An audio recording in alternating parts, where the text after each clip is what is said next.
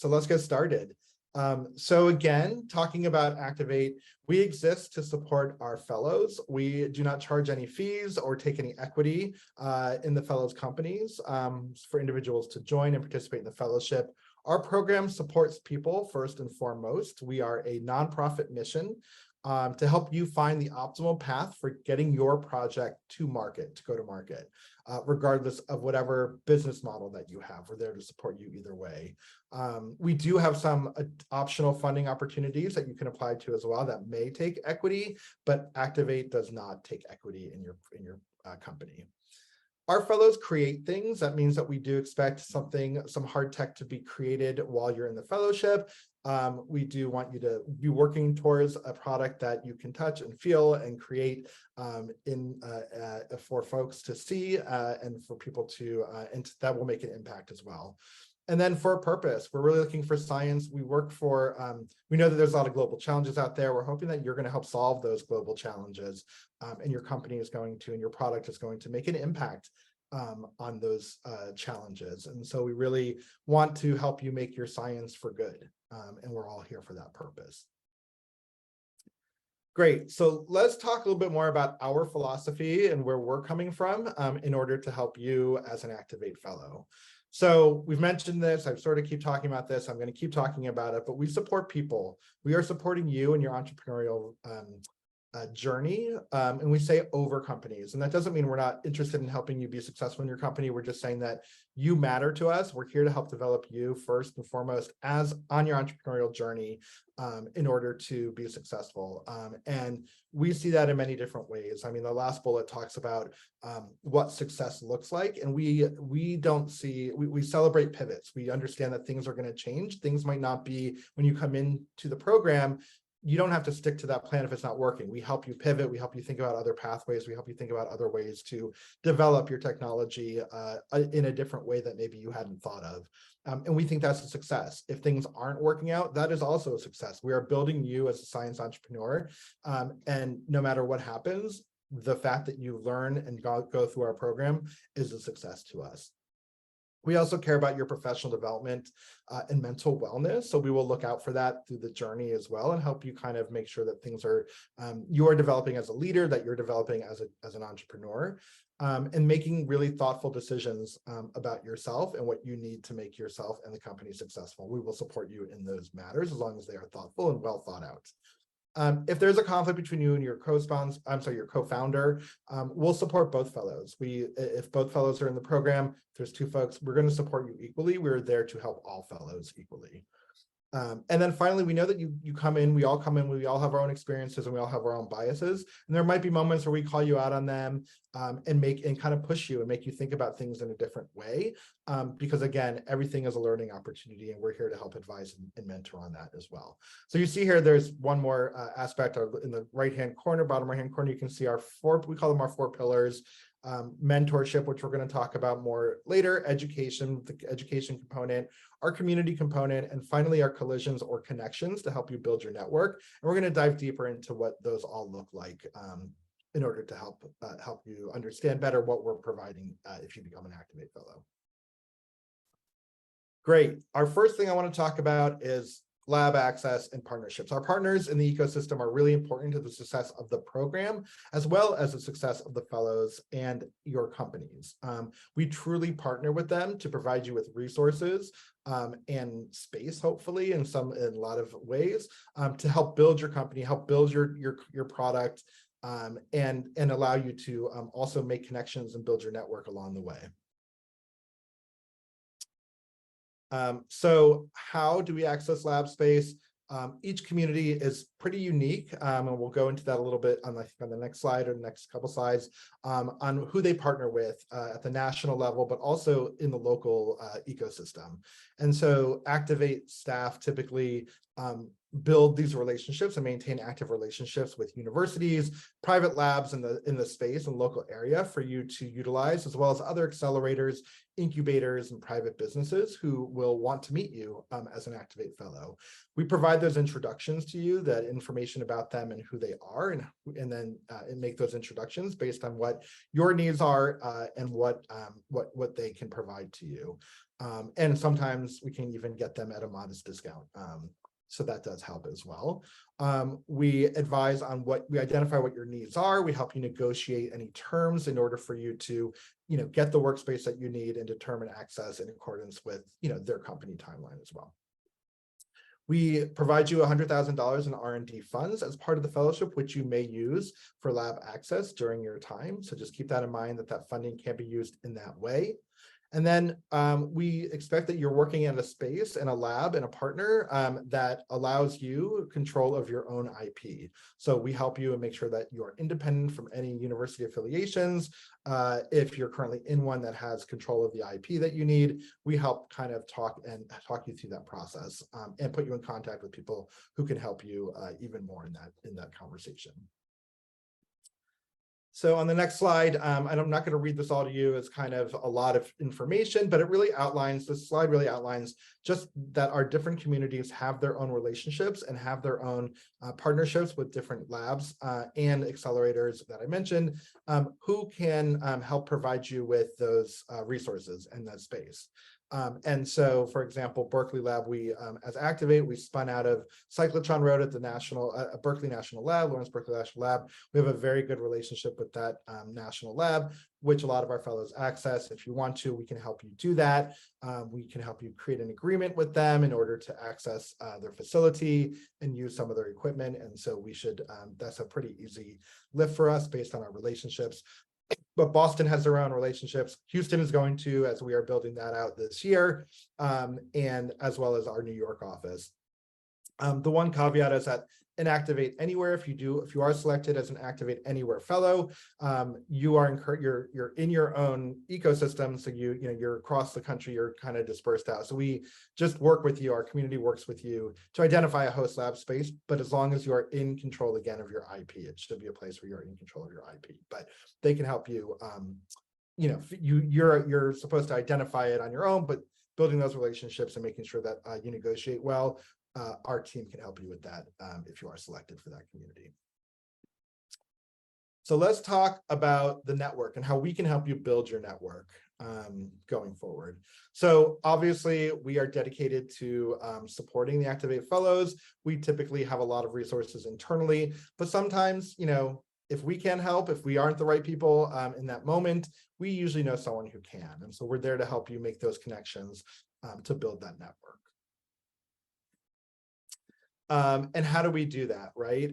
This is really our role is to really facilitate connections with individuals in order for you to develop personally, but also to help your company develop. And so we have people who are dedicated to this and building your network. We have 50-member leadership council at Activate that you have access to and we can connect you with. We have a board of directors as well. We have a network of hard tech investors who we have really strong relationships with, and so they are already part of our friends and family group that we already are thinking about immediately when you come into the fellowship of how we can connect you with them. We also have a lot of corporate and government networks and partners that we work with who can give you good advice on applying for grants and getting government money as well as corporate money. We also partner with external partners to have workshops that you might want to attend in order to help you connect with folks and also develop as a leader. We also coordinate panels and conferences for you. So we might ask our fellows to attend and participate on panels or go to a conference that is relevant to their background and their company and their scientific background in order to network and attend those as well. And we're really there to help you prepare for those, how to get the best of those meetings. We can help build your business development, sort of, hone your skills by figuring out how to talk about your company with large groups of people. And then we also allow you to test out your pitches with different audiences, right? We can connect you with people to test your pitches, get some feedback on those as well in order to better communicate about your company to an extended audience. And so we're definitely helping you build your network in order to get that feedback pretty immediately. So the next slide is just a summary, a very nice visual that we have about kind of summarizing all of the different groups surrounding Activate that we can connect you with. We've talked a little bit about the government folks. We have really strong connections with the Department of Energy, the National Science Foundation, ARPA-E, DoD, and so a lot of our fellows utilize those connections throughout. We have philanthropic partners such as the Gordon and Betty Moore Foundation, Schmidt Futures, other philanthropic groups that can definitely help you and are on call to help us as well. We have a corporate network of folks and service providers. If it's a leadership training you want to take, if it's a software that you need to use to develop your technology, we have groups that are willing to talk to you, help you get there, even potentially give you a discount on that software as well. We have the incubators and accelerators that we talked about in the local ecosystems that are definitely interested in learning more about your company and getting to know you. And then again, internally, not only do we have the Leadership Council, but you have access to all of the staff, all of the alumni of the fellows, and the current list as well. So you've got lots of people in your corner helping you be successful, which is really, really great. And then finally, we offer demo days on a semi-annual basis, typically in the spring and fall, where you actually pitch your company and your technology and yourself to a room full of subject matter experts, some of our VIP in our community, the investor community, other current and alumni fellows who can help you either raise money, give you feedback on your pitch to make it better, and to just act, as, people to connect and learn more about what you're doing and how they can help you. All right, so let's talk about community. This is one of our favorite aspects of the program and one of the most voted most valuable to our fellows. So the next page is a great slide of all of us at our retreat this June, just a couple months ago. It looks like we're freezing cold, but I promise you it was June. It was a little cold by the water in California, so we got some hats made, Activate hats and jackets for everyone. But this just shows how important community is to us. This is not only the fellows, but it's the Activate staff who come together every year. And really just immediately on day one, help you start building the community. And on the next slide, we talk a little bit more in depth about what we do at the retreat. What we do is really the goals of it is to really start building your community, really celebrate the one cohort's graduation and another one starting the fellowship. And so it's a great way to celebrate as well and get to know each other and get access to each other. And then obviously engage with not only the fellows, but also the Activate staff and other stakeholders. We have really great guests that come and speak with you, give you really good advice to get started on your journey. So it's a really great way just to start and kick off your fellowship.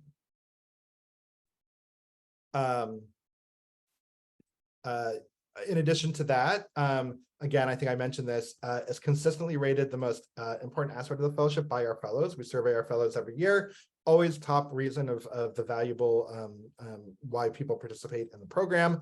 But besides the retreat at the national level, we have local community events. You get to have social events like coffee chats, hikes. The Boston office did a ski trip over a weekend last year, which is pretty great.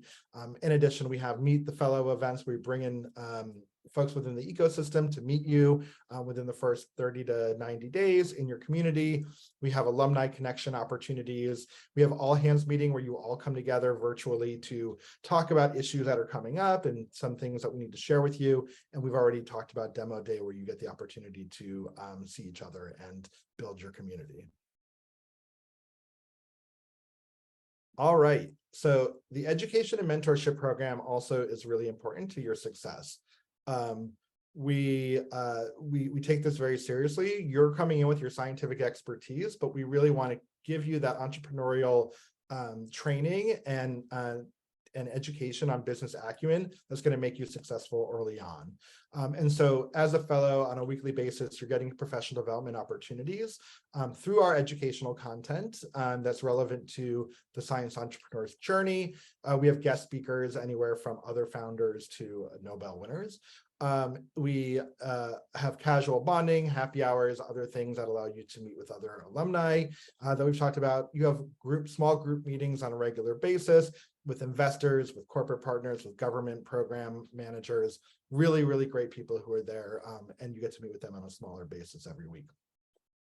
You also monthly will have one-on-one mentorship check-ins with your managing director. So it's just making sure that you're on the right track, asking any questions, getting any feedback that you need. On a quarterly basis, we ask fellows to convene their advisory boards to also give updates and get that mentorship from those advisors for you that are really important. And then on an annual basis, we talked about you have reflection mentorship meetings to see how the year went, things that you need to improve on, things that you need to focus on in the upcoming year, the retreat we discussed, and then the alumni reunion we've discussed. So lots of great opportunities. A little bit deeper into the mentorship, every managing director at the communities have been entrepreneurs themselves, so they really understand what you're going through. They have been through it, they've walked in your shoes, so they know exactly the questions that are probably going to come up. They know the areas that you might need to pivot and think about things in a different way. So definitely make sure that you are engaged, that you're asking the questions, that you're taking the opportunity to ask the questions to all these different mentors to you that are going to give you different perspectives, help you maybe make a decision, maybe give you advice on leadership development. So definitely want you to be engaged as well in the mentorship program. On a regular basis, you're having a team meeting that's really to figure out if you are reaching your own goal as a person, like what does success look like for you, and are you reaching that as a person, right? As an entrepreneur, as a new entrepreneur. And so we really want to focus on you during those we call them team meetings.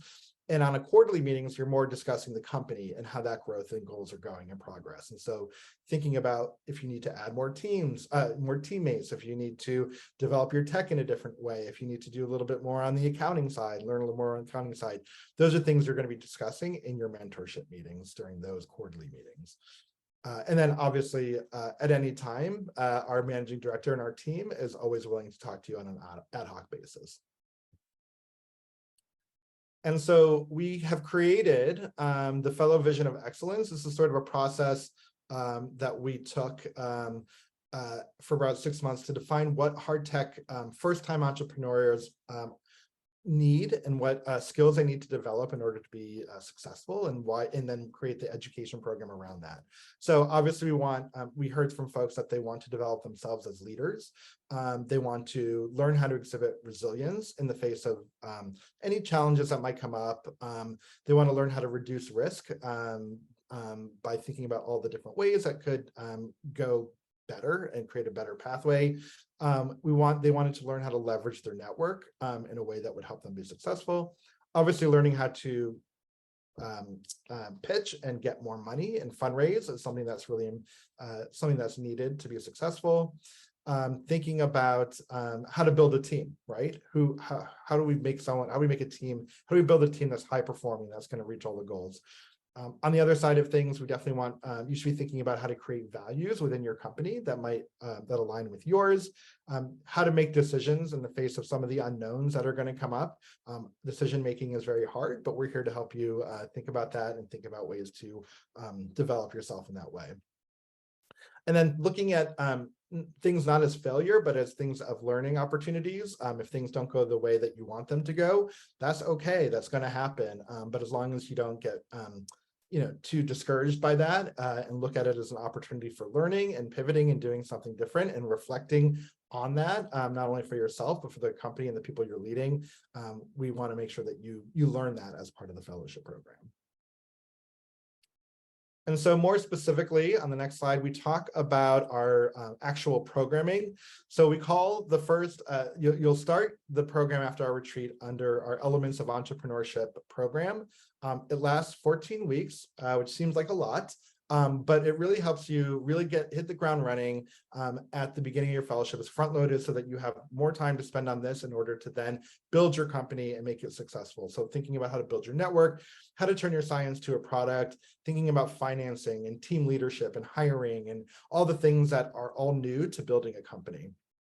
There's a lot of work associated with that, but again, we hear from fellows that going through this program really helped set them up for success early on.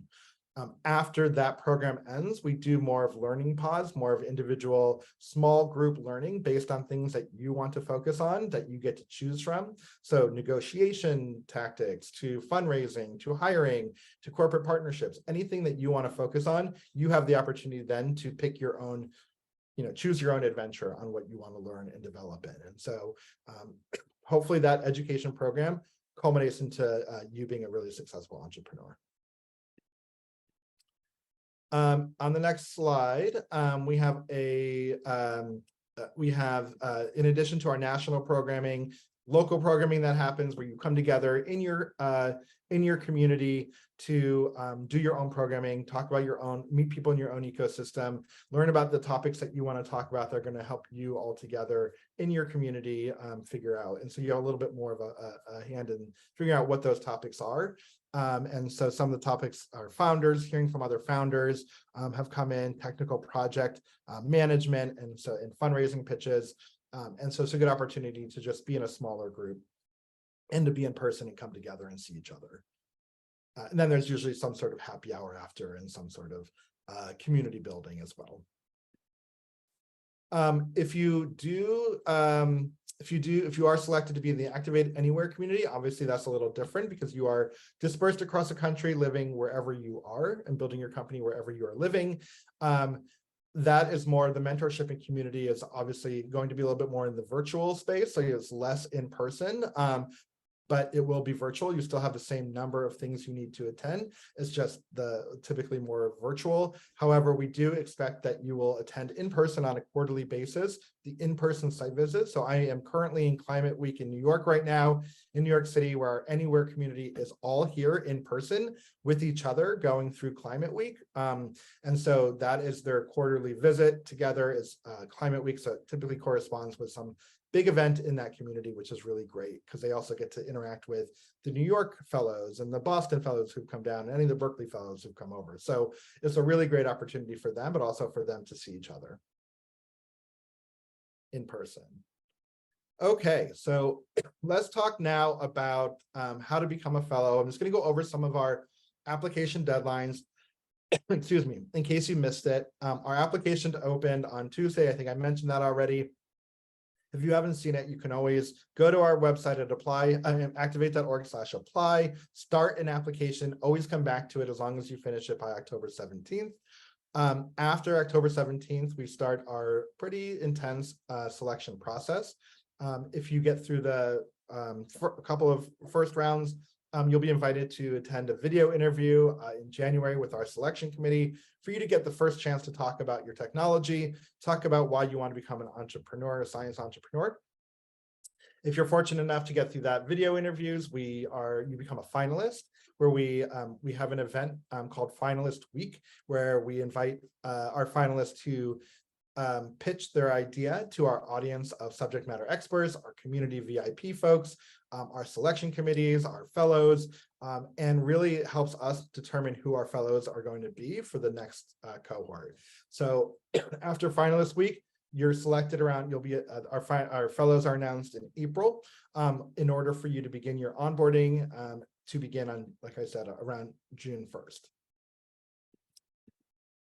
So as a reminder, we just want to talk a little about eligibility. It's on our website, so it's all up there for you, but we do require you to have your bachelor's degree and 4+ years of post-baccalaureate scientific research, engineering, or technology development experience. Not everyone has a PhD in our program, although a lot of people do, but it is not a requirement, as it says here, as long as you have that 4+ years of experience. You must be a first-time founder. So if you've already done this, if you've already created a company and learned how to do all this, our program isn't for you. You don't need us. And so we do ask that you're a first-time founder. If you're awarded the fellowship, we expect you to be committed full-time to the project. That means 32 to 40 hours a week at least. And so that way you are fully committed to building this business and building your idea and creating your prototype. We what did I say? Okay, you must legally be able to work in the United States. Fellows are not employees of Activate at all, so we do not sponsor visas. So you must have a visa that allows you to work if you're a foreign national in the United States, but we do allow foreign nationals who are on working visas. And then we operate in English, so as long as you can communicate proficiently in English, you're eligible. Your company must be based in the physical or biological sciences or related engineering disciplines. We work in about 16 verticals, which are on our website, so definitely check that out. Your product or idea is typically in development still and not ready for full-scale marketing or commercialization. So typically our fellows are have a proof of concept or maybe created a prototype in the lab, but certainly not a fully developed product. And then finally, you must not have raised more than $2 million in non-governmental funding. But if you have raised SBIRs or STTRs, that wouldn't count against you. We actually encourage people to be applying for those government grants while they're trying to build their company. It's just that if you've built more than $2 million in venture capital funding, you don't need us. You're well on your way of becoming successful. Okay, so just some tips on preparing now if you are interested in applying, and we hope that you are. We just want you to talk to people about what it means to be a science entrepreneur. Talk to people outside of academia who've been through the experience, who might provide some really good guidance. Start talking to them. Do some market research if you haven't already. What is your value proposition? Does your technology work? Is it a good idea? Build a cost model. We have a whole bunch of resources online around techonomics that you can start learning more about what the cost model might look like for you. Decide whether or not you want a co-founder or and who your advisors might be. If you want to be a solo founder, that's great too. But if you do want a co-founder, be thinking about that, who that person might be. And then learn, keep learning about, all the different programs out there, courses, blogs. We have it all on our website, activate.org. Learn, check that out about entrepreneurship, and just make sure this is the right path for you. We want to make sure that you're successful, and this is really the pathway you want to go. And then what can you do now? We have a lot of questions. If you have a lot of questions that don't get answered today, we have a whole FAQ page for you to look at. Review our fellowship page again for all the criteria to make sure that you are eligible. Check out the companies that we have been funding to see examples of companies that we invest in and what their background is, and what they're doing and what they're developing. Again, think about what community you want to be in. What is the best place for you to be in? That is definitely up to you. In the application, you'll be able to rank the communities that you're interested in, 1 through 4 or 5, depending on where you're living and what you want to do. With the understanding that if you are selected for any of the in-residence community and you don't live near that community, you would be willing to relocate. So think about what ecosystem works best for you. Think about your technical vision, because we do ask you to prepare that as part of the application. So what are your goals? What are you trying to achieve? How is it going to have an impact? And what is the pathway to get there? Again, co-applicants, whether or not that's a yes or no, and who they are. And then how the fellowship is going to benefit you to get your project to scale and to commercialization. And then finally, attend any of our future events. You guys have already made a step by coming here, and I appreciate that so much. But if you want to learn more, you can always go to our events page, sign up to learn more about our Activate communities. We have a whole bunch coming up next week. If you want to learn how to prepare an application, we have those coming up in early October as well to help give you some tips and tricks on preparing your application. And then we have office hours as well that you can attend if you have individual questions that you want answered. We'll definitely be able to have the time to do that in those office hours space where I'm not spending time talking at you, but having you ask us the right questions. So just shamelessly plugging some in-person events for those folks who are in the New York area. Our Activate New York office is having an open house and social hour on September 27th. So please attend that session. Attend that if you're in the area, please go. And if you're in the Boston area, we're having a joint happy hour, it looks like, with Activate and Blueprint on September 26th. And so if you are there, please show up to that as well. It'd be great to get some face time with people, our team, as well as our fellows. If you're in the Houston area, I saw a whole bunch of people in the Houston area. We don't have a Utah cohort yet. I see that in the chat, but currently, if you are in the Houston area or able to get to the Houston area, we're doing a whole road show. We have a new office. That's our newest office. We're going to have our first cohort of fellows in Houston next June.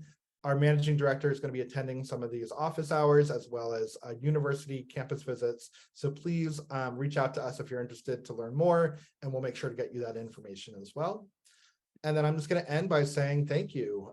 Thank you so much for coming. Thank you for attending. I'm going to open up to questions.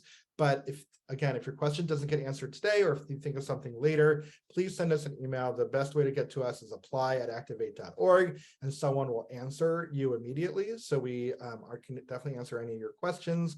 And then if you're interested in Activate in general, we have some job openings. So please check that out. And if you have any friends who want to work for Activate, send them our way as well.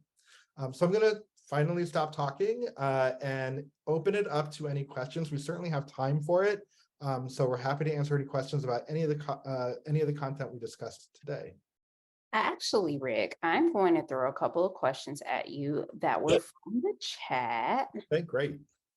Sorry if I didn't get to everyone's question. Had some technical issues with my screen over here, so I had to old school just keep pressing next.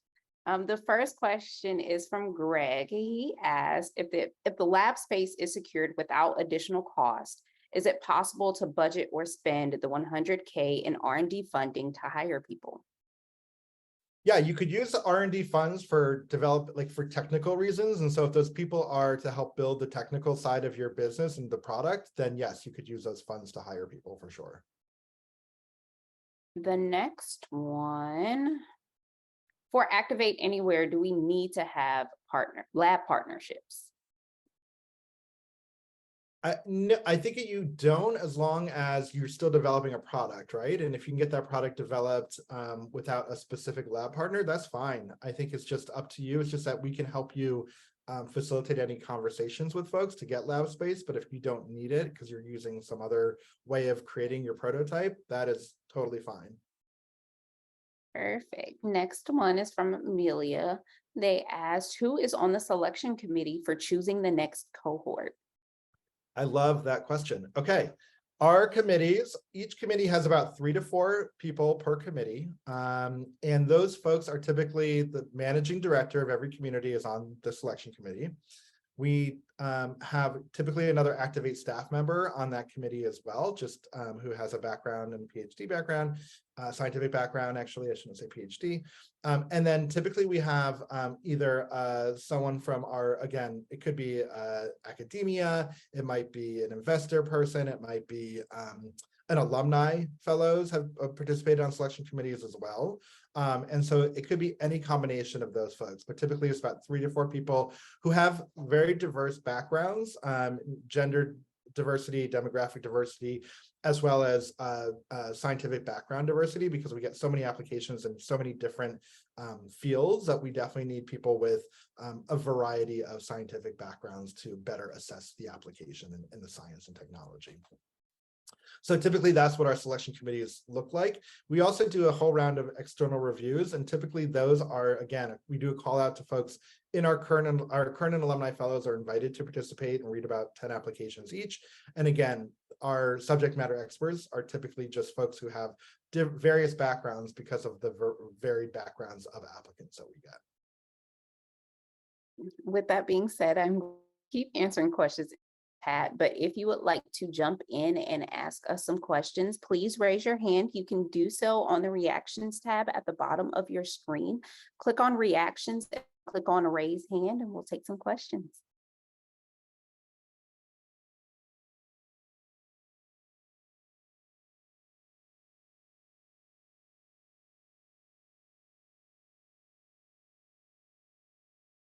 I also see a question here from Feb, I think, Hillman. So Feb, maybe I can answer this, Kerrigan. I don't know if you were already typing something, but the question is, if I'm based outside the US, can I apply for the Activate Anywhere? You can certainly apply with the understanding that you would incorporate your business in the United States if you are selected. And so you would have to do that. If you're selected for an in-person in-residence community, you would have to move to that in-residence community if you are selected.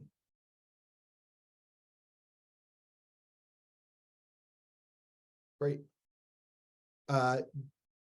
G, I don't know if I pronounced that right. Hi, I'm GA. GA. Thank you, Rick, for the presentation. I'm based in New York City, but my partner is based in San Diego. Are we able to apply for Activate Anywhere together? Yeah, if one of you lives within residence, and it sounds like you're in New York City, we would likely have you apply to the New York office because you're already based there. But we would expect the primary applicant to attend most of the communities in session and have the affiliate, the secondary, or we call them affiliate fellows, hopefully attend several of the events in person. But the primary applicant should be able to attend the in-person stuff, depending on where they're selected for. If that said your other person was in San Diego, you said? Yes. So they'd be open, they'd be willing to, if they're the primary applicant, then they would be able to apply to the Anywhere community. Got it. Thank you. You're welcome. Vernon. Hi, thanks, Rick.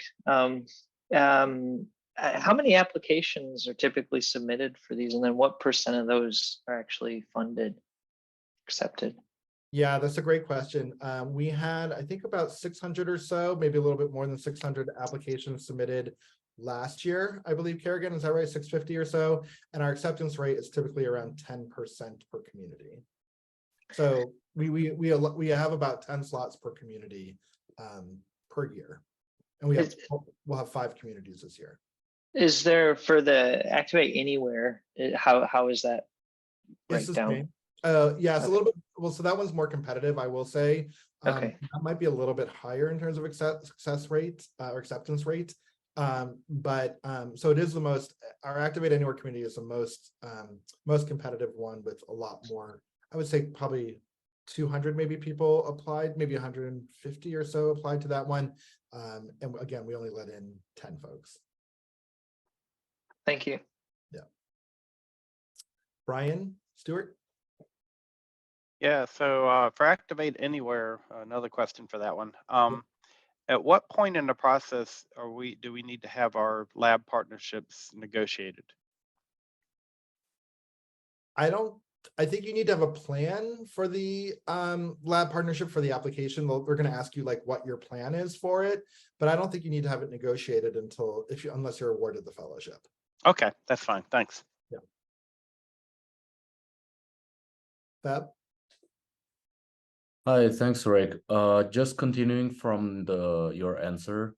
So for the Activate Anywhere, you said like it depend on the community. I thought like the Activate Anywhere doesn't belong to specific community. What do you mean by based on that resident?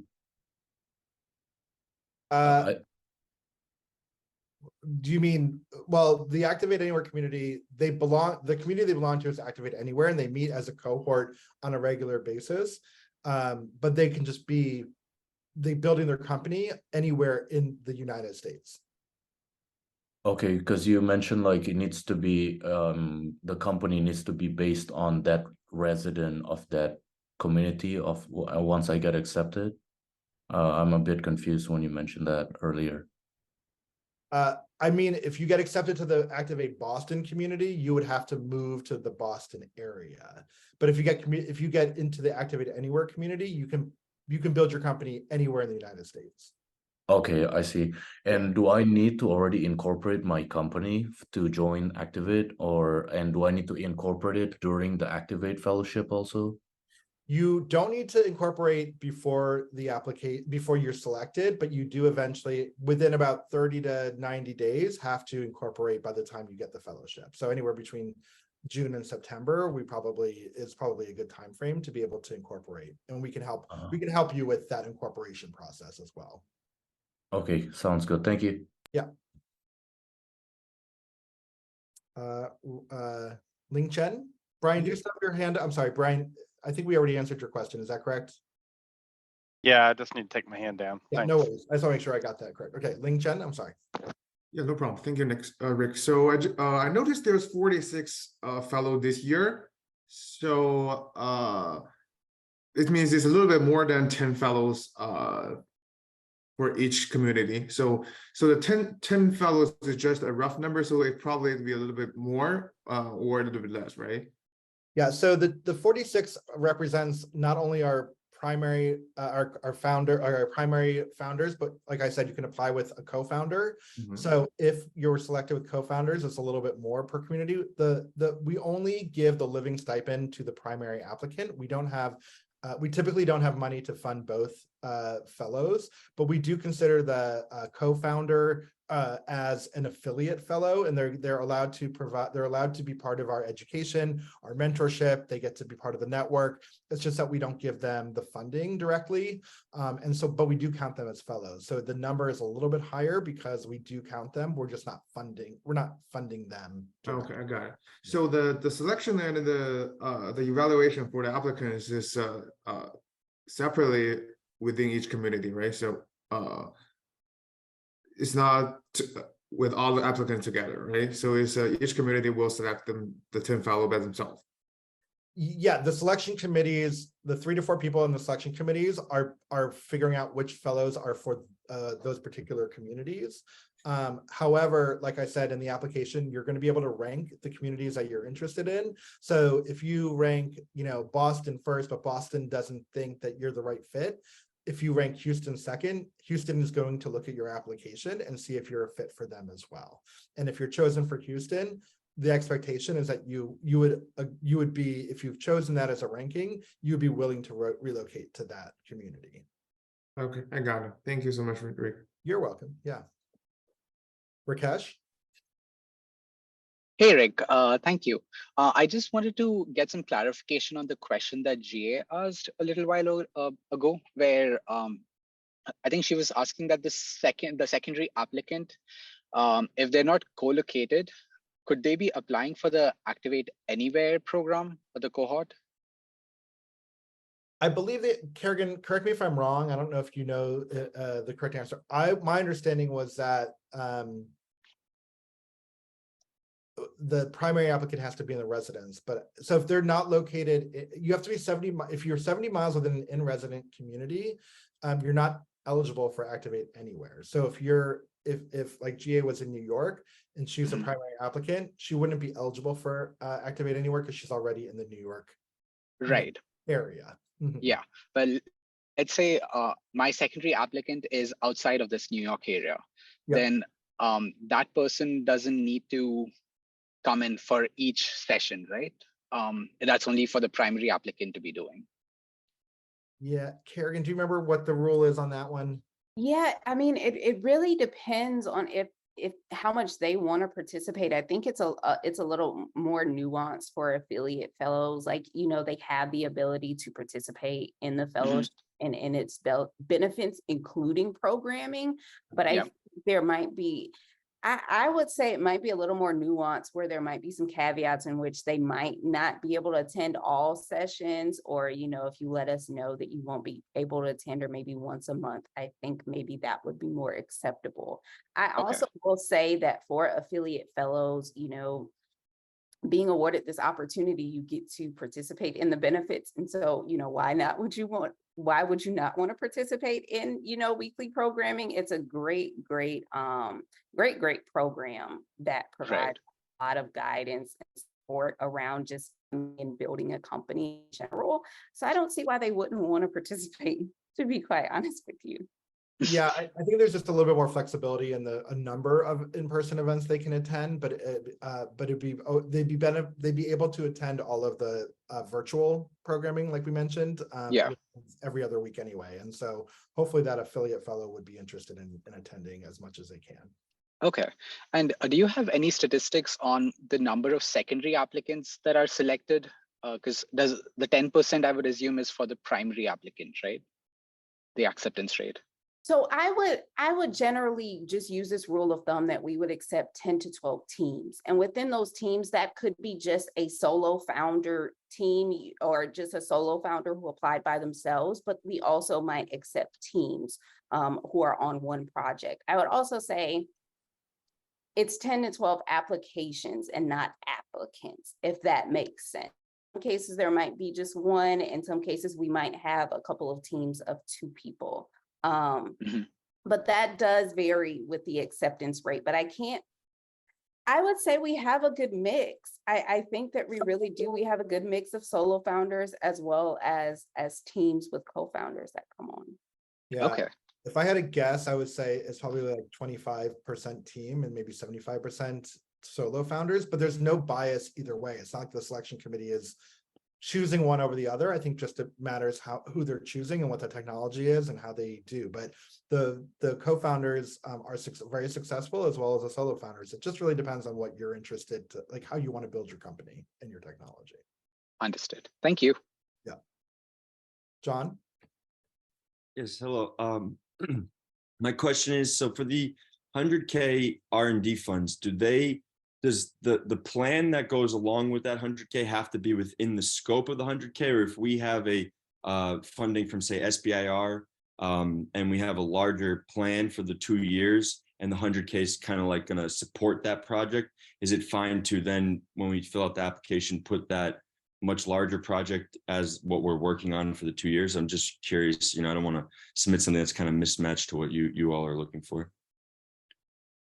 Yeah, the 100K is just part of the R&D fund, just as part of the fellowship benefits. And so that just comes along with you being selected. So you could use those funds any way you want, as long as it's for technical development of your product. And so we have a recoverable grant. It's actually a recoverable grant. And I think, but it's only like recoverable if you like get to like $5 million or something. It's really not really expected to get paid back. At least not for a long time, if it does happen. And so that money could be used in addition to whatever grants you're getting. And we do encourage you again to be applying to SBIRs and STTRs. Yeah. Feb. I have another quick question. Does my co-founder needs to also have legal rights to work in the US also? I actually don't think that it's a requirement to do that, although let me get back to you on that, Feb, because I just need to double check. Yeah, I will be able to attend for everything else, but I guess my question is, does my co-founder also need to attend everything else also? Yeah, I don't know if we're as strict with that. Because we're not paying them we're not giving them any money. So it's not as, there's a little bit, might be some more flexibility with that. Okay, thank you. Yeah. Nosa? Yeah, hi, thanks, Nick. Thanks, Rick. So I'm wondering about at what point in the selection or the application process we have to basically decide on a community, because there's 2 potential communities, because right now I'm in the Bay Area, but I also have family in Houston so I could live there also. So I'm wondering at what point in the application process you have to like basically cement which group you're applying to. Yeah, again, so in the application, we're going to ask you to rank the communities that you're interested in and give a justification of why you're choosing that community. So that's part of the application, with, again, the understanding that if you're selected for either one of those, that you would relocate to that community. And so you do have to be thinking about it pretty early on, because we would expect that, even if you chose Berkeley as your first choice, but you put Houston as your second, that if you do get selected for Houston, you would be willing to do that. Okay, so each community will review if you rank any community, they'll review that application. Yes, but I guess depends maybe so if you put Berkeley as your first one and Berkeley really wants you, then Houston might not ever consider you because Berkeley really wants you, right? Okay.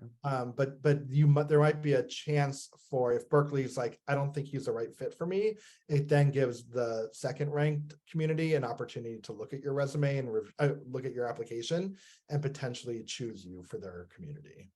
Got it. Thanks. That's why we're asking to rank it. Like, what would you first like to do? What would you second like to do? Got it. Yeah.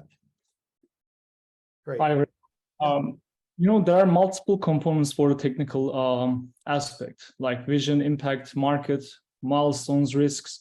So how would you rank them in terms of expectations towards the maturity before the application for these aspects?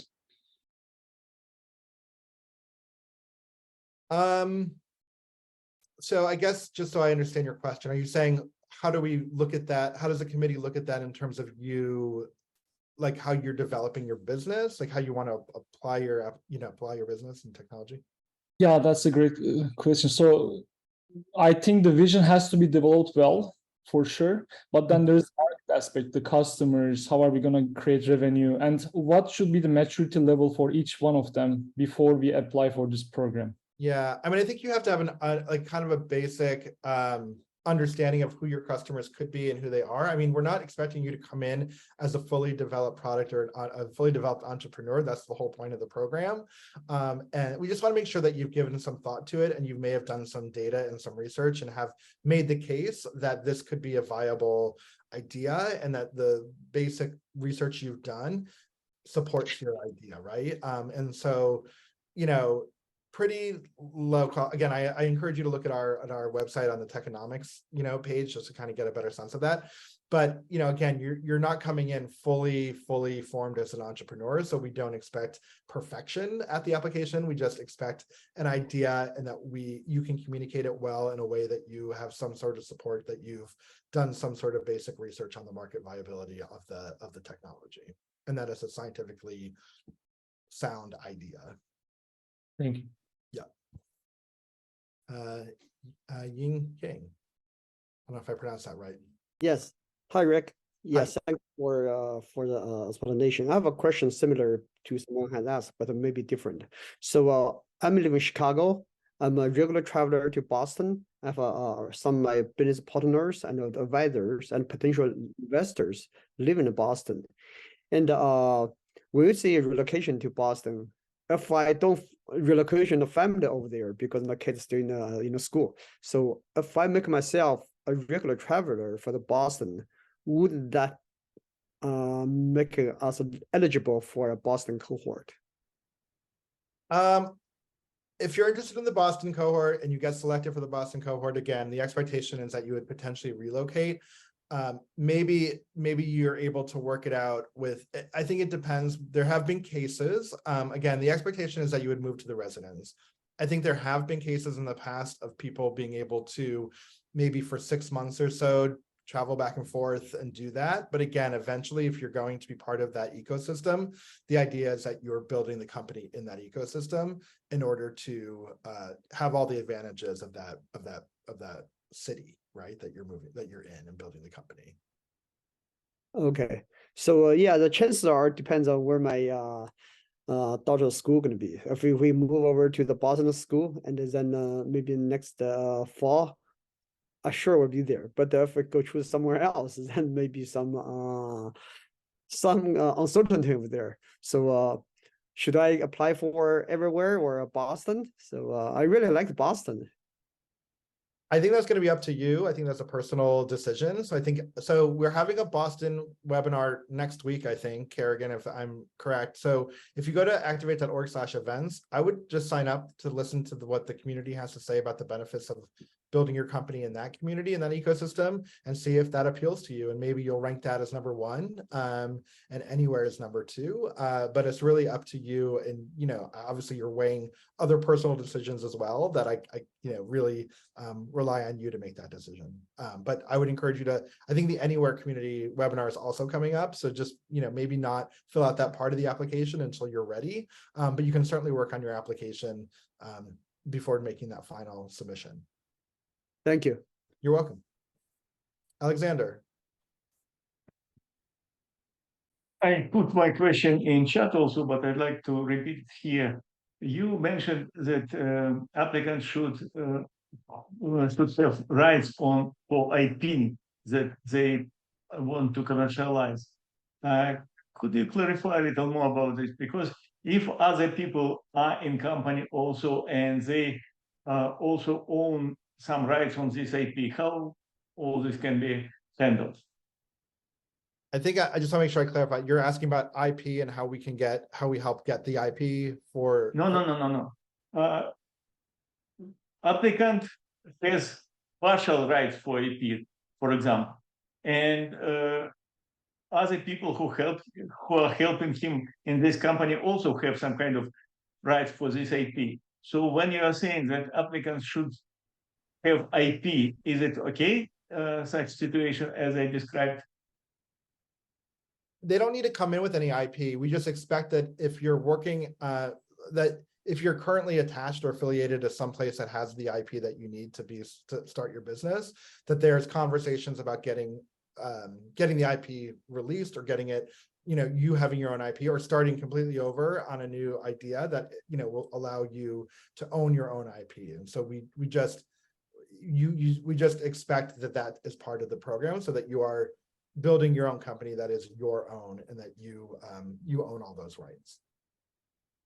Okay, so you should not be a part of let's say existing company, but other people also have rights to this IP, correct? Right.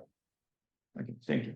Yeah, I think we only have time for one more. I think we're already at time, so maybe AL, you can ask Lewis if you have a question. Just send an email to the inbox and we can help answer that. AL, do you want to just close us out real quickly? Sure, thank you. I have a question about the verticals, where if the technology is squarely covered by two different technology or two different vertical sections, would it be, I'm curious if I should apply to both, because like if you apply to one, you won't be considered for the other. I think I would pick one. I think there's in the application, there's an opportunity to choose the main or the primary vertical. And then I think there's a question about additional verticals. So you should be able to kind of show that your technology is part of several verticals. Okay. Like people like the committee will be able to see that, and the people will be able to review that. And each vertical is kind of judged independently or selected? It helps with our sponsors to figure out exactly what the technology is. Some of our sponsors have certain items that they're interested in funding, and so having us fund, and so that does matter, but not always. I mean, typically most of our communities are open to choosing a wide range of verticals, and as long as it's going to have an impact. And so we typically just the verticals help us with our subject matter experts in order to be able to assess your technology and your application. So that's why it's the most helpful. I see. Thank you. You're welcome. Great. Well, we're at time. We're actually over time. Thank you all for staying on. Those who stayed on, attend some of our future events. If you have additional questions, please reach out and email us at apply@activate.org. Have a great day.